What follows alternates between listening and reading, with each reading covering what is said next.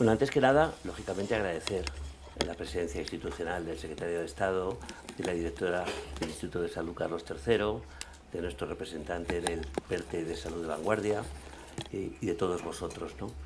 Especialmente de los que habéis participado activamente en el informe, los que habéis intervenido en la jornada, porque al final esto es la suma de todos. Mucho conocimiento, mucho talento, mucha experiencia, mucho criterio y sobre todo visión estratégica.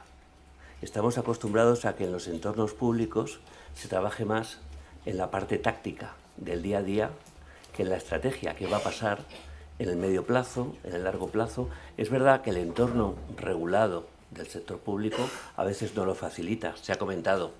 Tenemos entornos presupuestarios anuales, no plurianuales.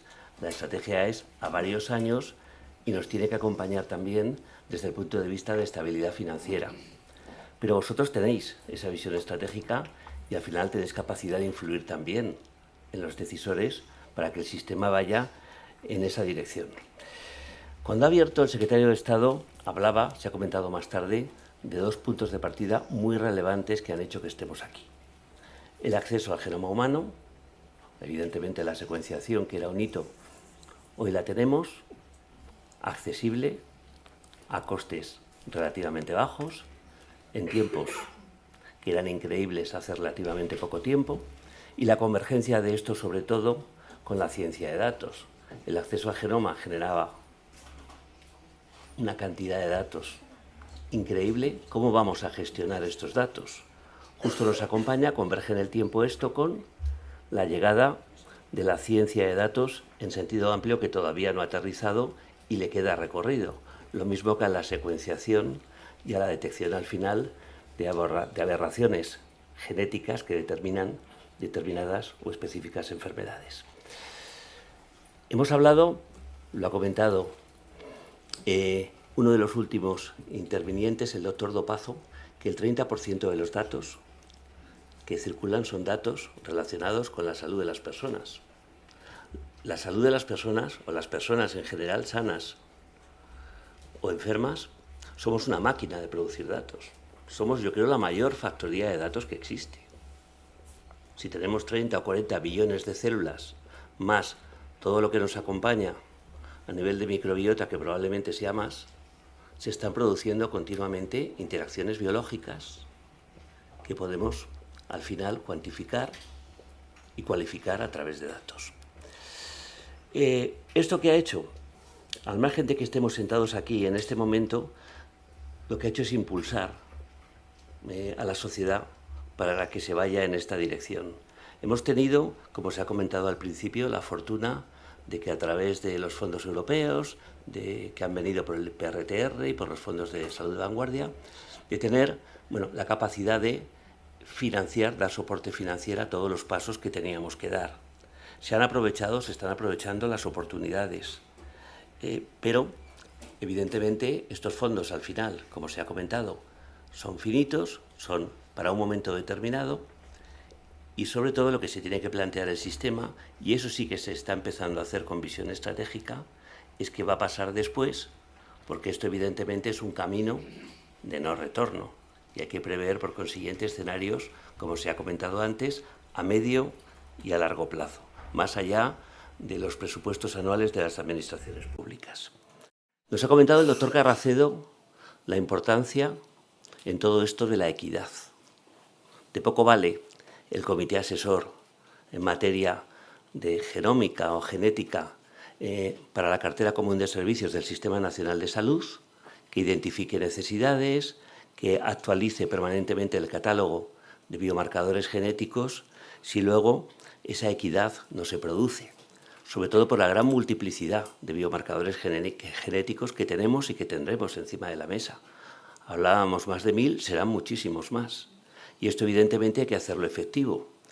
Y hacerlo efectivo supone también hacerlo efectivo con criterios de calidad, con criterios de universalidad si se incorporan en cartera y con criterios de equidad. Y esto evidentemente es una de las bases por las cuales se plantea la necesidad de esta comisión técnica en el contexto del Consejo Interterritorial del Sistema Nacional de Salud. El doctor Álava, en la segunda mesa, también nos ha introducido en relación con el estatus político de la medicina personalizada de precisión, por decirlo de alguna forma, ¿no? Tenemos pendiente la publicación de una estrategia estatal que se propuso en su momento a través de una ponencia técnica del Senado, pero no cristalizó finalmente una estrategia nacional publicada, como ha pasado en otros países de nuestro entorno, pero es verdad que esto no ha bloqueado para nada los avances. Los avances se han producido, aquí tenemos una muestra de todos los avances que se han producido, que han sido muchos, no muchísimos, tanto en el plano de la Administración General del Estado como en el plano de las comunidades autónomas. Ha habido mucha intencionalidad positiva de que esto avanzara, al margen de regulaciones, al margen de mapas o establecimiento de marcos en los cuales nos teníamos que desenvolver, acompañados básicamente de la ciencia y del conocimiento. Y así se ha hecho. Ahora bien, hay muchos retos pendientes y los retos pendientes han salido aquí, ¿no?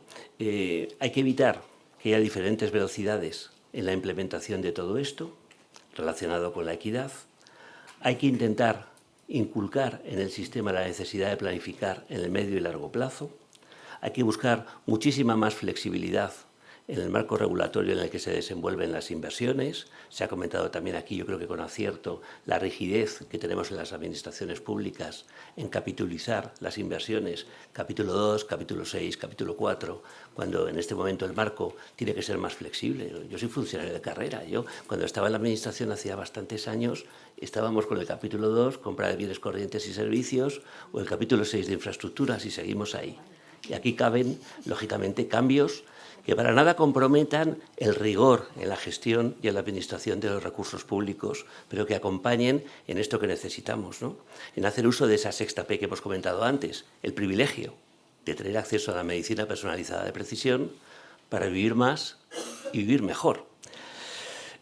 También se ha hablado de los perfiles profesionales, que aparte de dibujarlos, que muchas comunidades autónomas habéis hecho muchísimos avances en dibujarlos, en definirlos, incluso en convocar plazas, necesitan estabilidad en el empleo, necesitan definir mejor las necesidades para ajustarlas mejor a los perfiles, en definitiva, compartir criterios comunes para que estos perfiles se consoliden dentro del Sistema Nacional de Salud.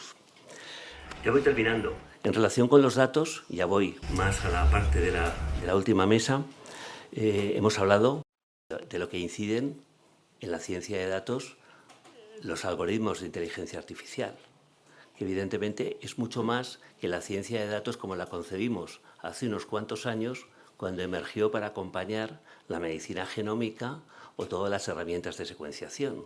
Ya no tenemos capacidad de generar, no solo capacidad de generar datos inteligentes, sino encima la inteligencia artificial evidentemente nos permite hacer mucho más.